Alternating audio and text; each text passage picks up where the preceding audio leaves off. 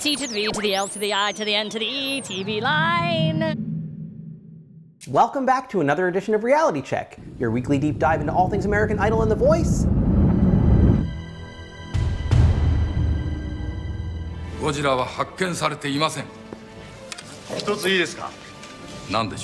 I'm Michael Slezak from TVLine.com. I'm here with American Idol Season 6 standout, Melinda Doolittle, in the house.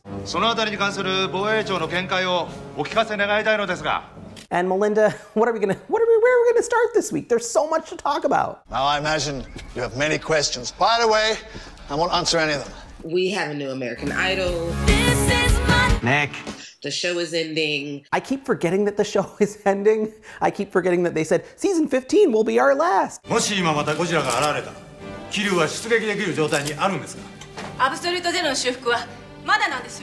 I know intellectually that is happening, but every time somebody says it, I'm like, oh.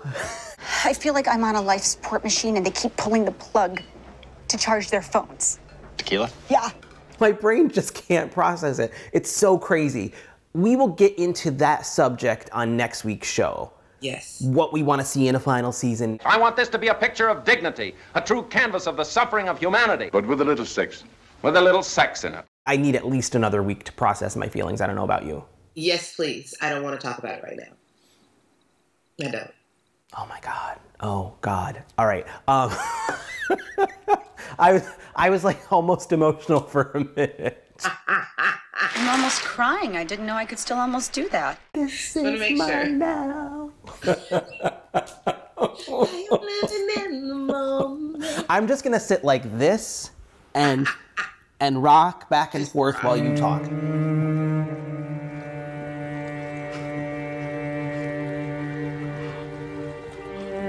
Raggedy Man.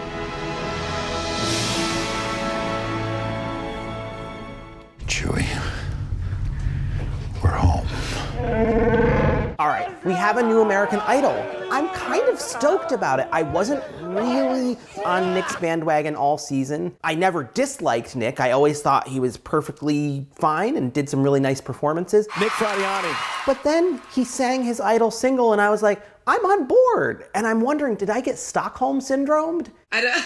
I don't think I did, but then again, the very definition of Stockholm syndrome probably involves you not knowing that it happened to you. So I'm like totally excited about his win. I voted for him on finale night. What happened to me? Help me through this. Nick Fradiani. Dude, Grandpa just won this show, and I don't even know how he did it. It was the fist pumps, I think, when he was like, this could be. This could be the last night of our lives. He got the perfect song. I'm going to be honest and say that the first 2 rounds of finale night, I actually thought Clark won.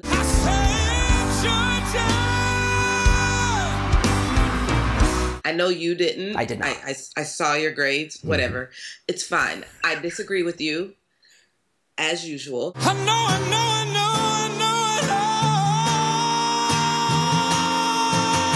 But then we got to that last song, and Nick just like swept the floor with the competition. Gonna chase down our every desire. We blaze the night. It's not completely Clark's fault because the level of songs that they were given were so uneven. Champion was kind of no boundaries level. They say we're broken, they say we're weak, but strong beats the heart of a champion.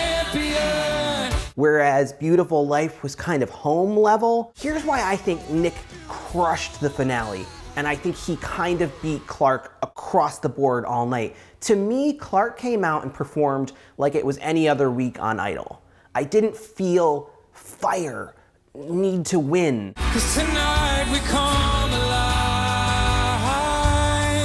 Where Nick was just like on fire. He was so alive. His face, his energy, his body language, his singing, everything had that little bit of extra oomph. I feel like Nick definitely fought. I felt like, for me, he even went a little far. When he was at the piano, it was borderline manic. His middle performance was not his best. It was a little much, but I love when people fight. And so I'll give you that. I feel like Clark, now listening to his interviews and all of that, when he says, you know, whatever God wants to happen will happen. And yes, I'm with you, Clark. Like, I believe that. I just feel like you still fight. I wanted him to fight more, you know, and if it takes the Bible to do that, then let's say, you know, faith without works is dead. So you got to work. You just got to work. Take a liquor straight, never chase that. Rooftop like we're bringing 88 back. Watching him with Michael McDonald was blissful. It was amazing. He came to life. He did.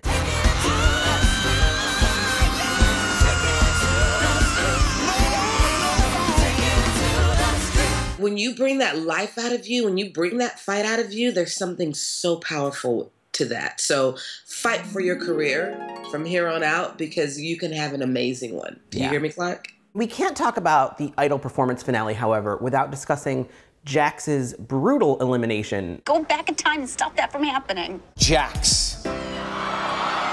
And then they just move on and don't mention it again. I did not like that. It bummed me out that she prepared 3 songs, got to perform none of them, and was just sort of unceremoniously dumped. I tried to be thoughtful. I never really speak ill against American Idol. I have bitten my tongue so long, it looks like a dog's cushion. But that was the worst opening I have ever seen in my entire life. Amazing. Good job, sweetheart. They still had a screen down in front of the audience. It was like, Jax, you don't even get to see people. It was the feel-bad moment of the season, and then they're like, hurrah, it's our finale. This is your finale, and this. Go to hell.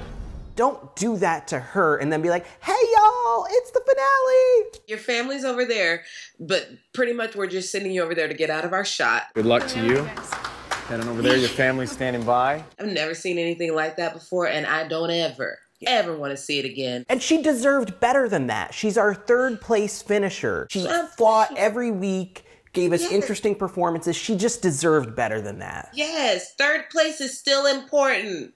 Okay, so let's talk about what did feel good. I actually loved Wednesday night's finale. Even J-Lo sounded good. I knew that we'd be bored now. Where am I? Ancient Egypt. Crocodileopolis.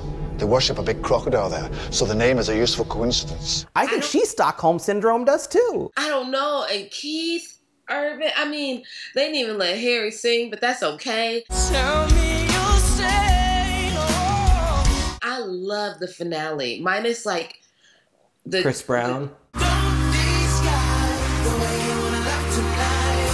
Leaving now. Okay, now listen. I'm mad that he was lip syncing. Yes. I'm mad about that. However, that man is a great entertainer. He danced his tail off. I'll just say that. Yeah. And we got to see Kazim dance his tail off. Right. And that kind of makes me happy. I haven't been the hugest Chris Brown fan for a while, but he's a great entertainer. Yeah, we could have done without that. What was your favorite part of the finale? Oh, what? Rayvon and Jamie Foxx. What is there? God. I agree with you completely. I done played every part, I done played a fool. Write the movie, I'll be your lead. For some reason, it was a weird song to make into a duet to me. But I didn't even care that much because their voices sounded so gorgeous. Yeah, I never even really thought about that aspect of it. Lyrically, it's not really a duet song. Can't wait till I can say you're blessed today, you landed in my arms. I was so happy for him that he had that moment. It was absolute perfection. As was Jax with Steven Tyler.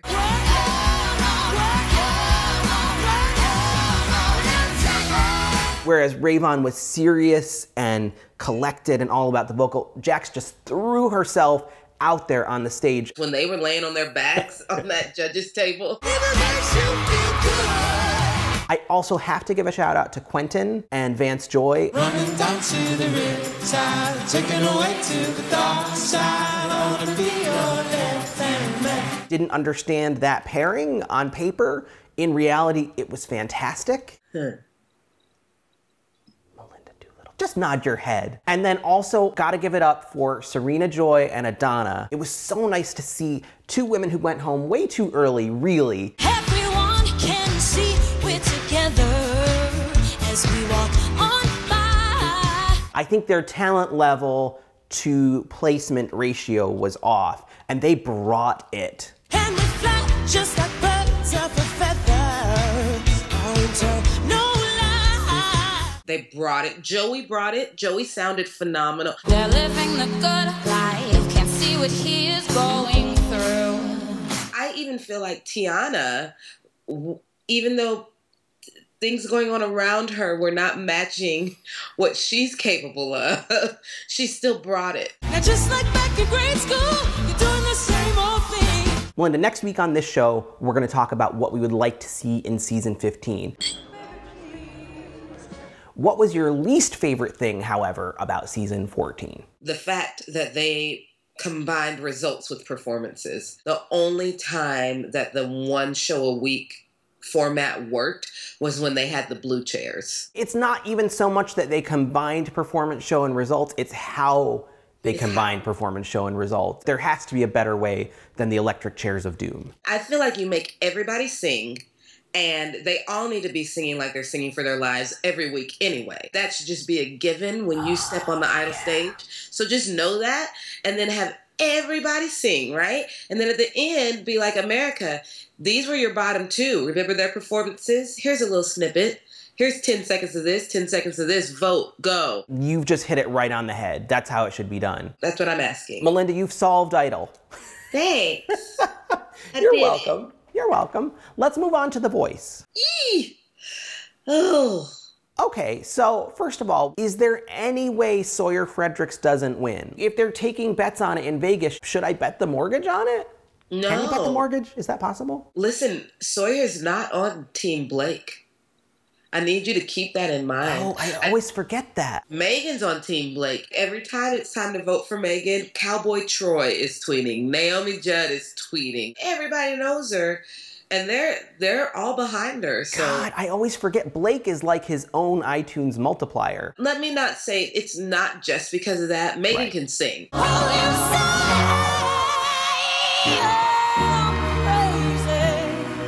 Maybe she is always set on 10. Maybe that happens, but the girl can blow. And it's not fair to say she's always on 10, because sometimes she's on 11, 12, or 13. Woo, I said it.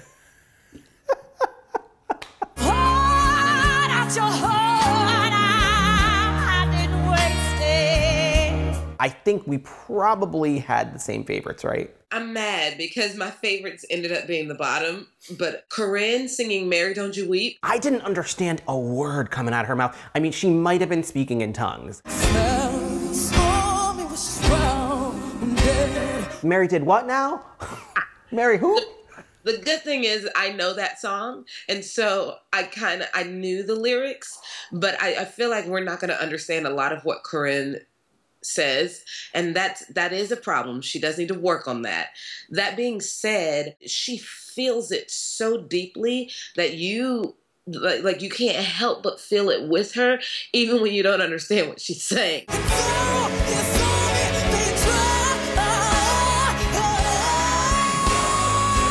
That and India's Earth Song, though. I mean, come on.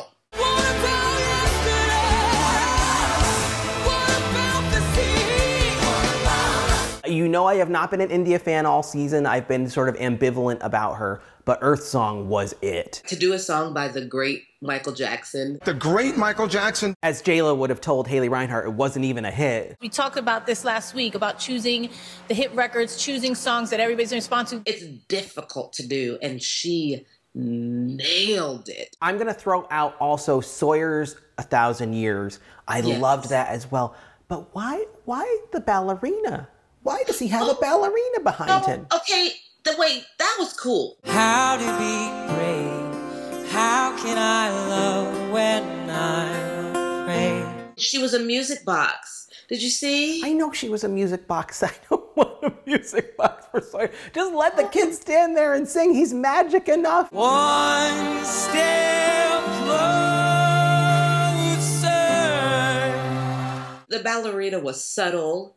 It was understated. It's a music box over in a corner. She wasn't like moving all around Sawyer. None of that. But nothing on The Voice is subtle and understated. There's that.